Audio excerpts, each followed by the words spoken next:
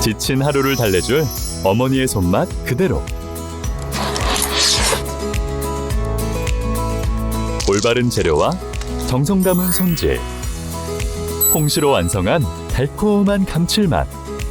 집에서도 편하게 택배로 받아보세요. 매콤하게 땡기는 감칠맛. 장간의 양념게장. 검색창에 장간의 양념게장을 검색해보세요. 전세 보증 비율을 90%까지 줄인다고 합니다.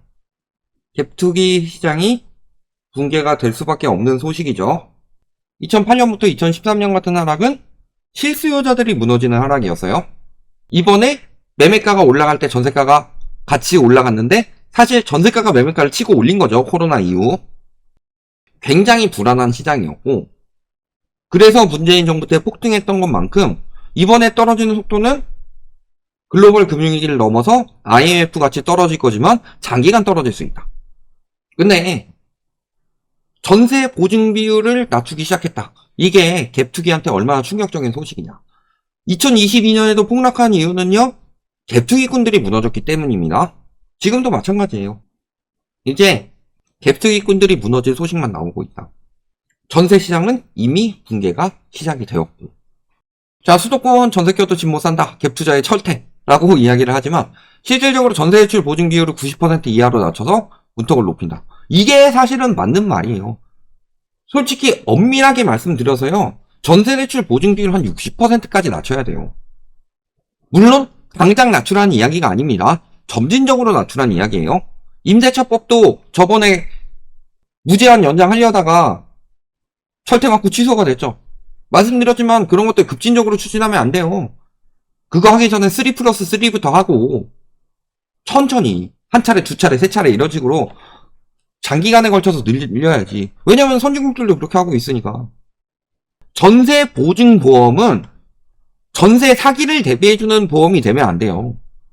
당장 이사를 가야 되는데 전세 보증금을 집주인이 당장 돌려줄 수 있는 상황이 안 됐을 때 일시적으로 세입자한테 집을 구할 수 있도록 돈을 대주고 대신에 나중에 집주인한테 받을 수 있는 이런 구조가 돼야지, 전세 보증 보험을 통해 가지고 투기꾼들이 마음껏 전세 사기 활개치도록 만들 수 있는 그런 보증 보험이 되면 안 된다. 그러려면은 전세대출 보증 비율을 90%로 하는 것도 높아요, 사실. 앞으로 점진적으로 낮춰야 돼요. 최소, 제가 아까 60% 말씀드렸지만 최소 70%는 돼야 된다.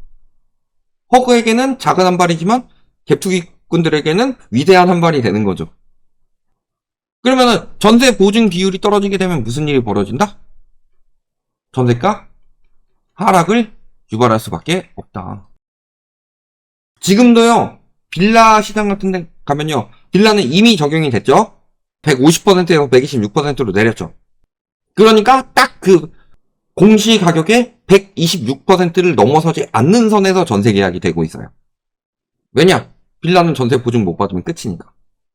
점진적으로 내려갈 겁니다. 점진적으로 내려야 돼요. 근데 문제는 하급지의 전세가가 싸져가지고 갭이 커져요. 근데 전세 대출에 따른 이자 비용은 굉장히 크죠.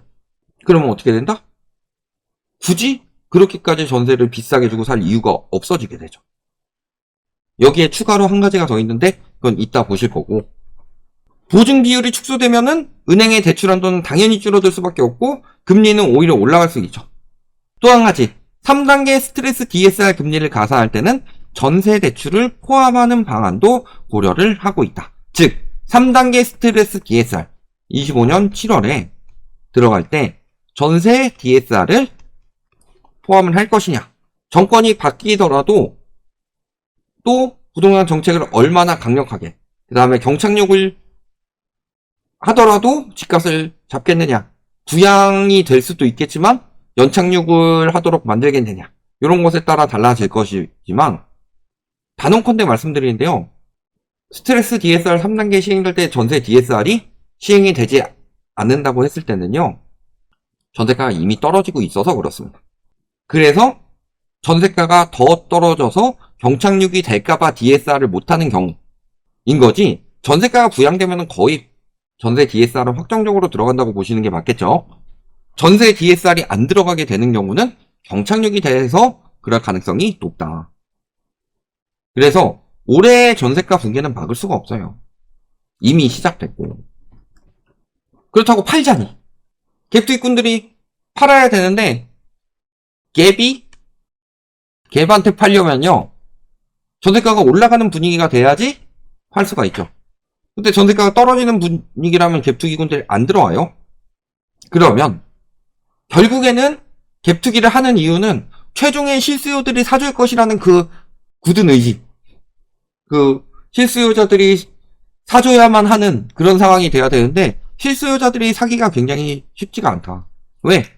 금융사별 자체 내부 관리용 DSR 정책을 유도를 하겠다. DSR은 강화가 되는 거죠. 전세 DSR이 시행되지 않더라도 금융권별로 자체적으로 DSR을 산정을 해서 대출을 마구 내줄 수 있는 상황은 아니다. 또 올해 작년에 기준치를 넘어간 은행들은 페널티를 받고 있죠. 이런 것들도 생겨날 것이고. 그러면은 실수요들이 집을 사기 어려워진다는 소리는 갭투기꾼들이 떠넘기고 빠졌어야 되는데 그 기회가 사라졌다. 특히 작년에 버텼던 사람들. 집값 더 오르겠지. 절대 내가 갭투기했는데 절대 싸게 못 팔아. 이랬던 사람들은 무너질 수밖에 없다. 그러니까 지금 월세 올리려고 지금 모든 전문가들이 이런 이야기 하죠. 전세가 떨어지면 월세가 올라간다. 왜 이런 이야기들을 할까요? 어차피 전세가 떨어지면은 월세로 돌리려면은 내가 돈이 있어야지 월세로 돌릴 수 있는데 돈이 없잖아요. 근데 전세가 떨어지면 월세가 올라간다. 이 분위기를 만드는 이유는 첫 번째는 뭐였어요? 그러니까 전세 규제 더 이상 하지 마라. 월세 올라가니까. 외국처럼 월세 폭등한다. 우리나라는 외국 같은 구조가 될 수가 없다. 그리고요, 전세가가 무너진다는 게 무슨 뜻이냐면은 집값이 무너진다는 소리예요. 집값이 무너지면 어떻게 돼요? 월세를 많이 받을 이유가 사라진다. 수익률이라는 게 있는데 수익률이 과하게 되는 곳을 누가 들어가겠어요? 그러면 집주인이 수익률을 억지로 맞춰야 되는 경우가 있죠. 예를 들어서요, 신도시 상가 같은 경우가 왜 무너지냐? 분양을 개비싸게 받으니까. 10평짜리인데 막 10억씩 주고 받으니까.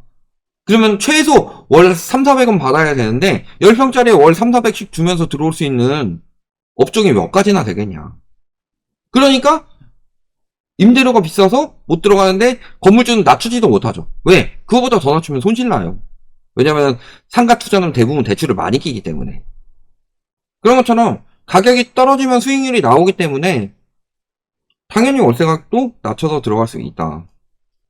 그럼에도 불구하고 월세 계속 올라간다 부추기는 이유는 무엇 때문이겠어요? 떨어지는 속도 늦추고 올려보려고. 전세의 월세와 수요는 그렇게 되죠? 근데 공급이 그렇게 나오기 쉽진 않죠. 왜?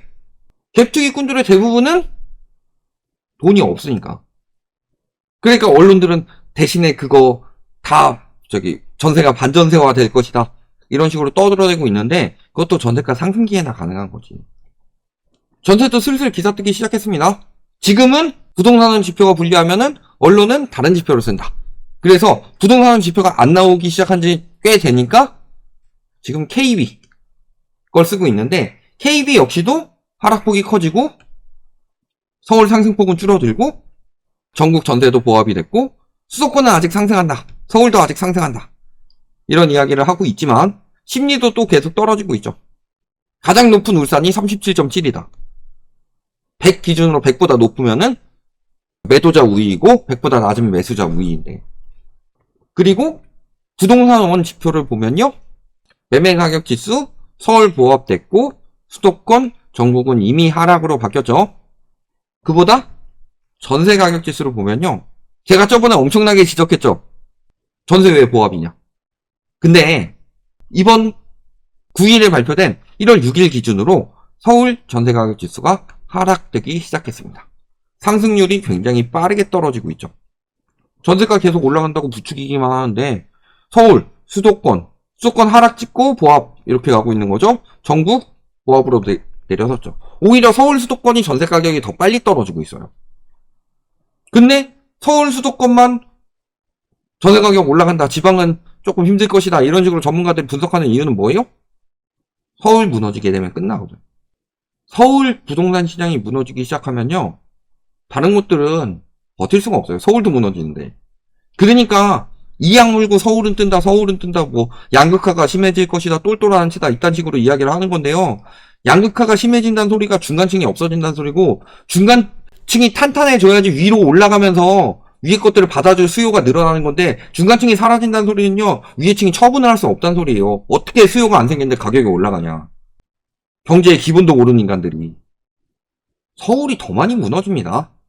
여기 와가지고 맨날 서울은 안 떨어지는데요, 강남은 안 떨어지는데요, 기다려봐요.